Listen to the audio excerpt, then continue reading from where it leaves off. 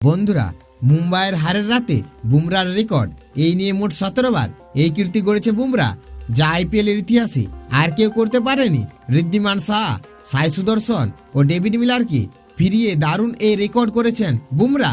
বন্ধুরা, আপনারা যদি দেখতে চান এই রেকর্ডটি কি, তাহলে ভিডিওটি লাস্ট অবধি দেখতে হবে, চ্যানেলটিকে সাবস্ক্রাইব করতে হবে, একটা লাইক দিতে হবে এবং নোটিফিকেশন বেল আইকন দাবাতে হবে। বন্ধুরা, রোববার আহমেদাবাদের নরেন্দ্র মোদী স্টেডিয়ামে টস ছেড়ে ব্যাট করতে নেমে 6 উইকেটে 168 রান করে গুজরাট। জবাবে ব্যাট করতে নেমে নির্ধারিত 20 ওভারে 9 উইকেট হারিয়ে 162 রান তুলতে পারে মুম্বাই। বন্ধুরা, দল না জিতলেও এদিন দারুণ একটি রেকর্ড গড়েছে মুম্বাইয়ের পেসার জসপ্রীত বুমরা।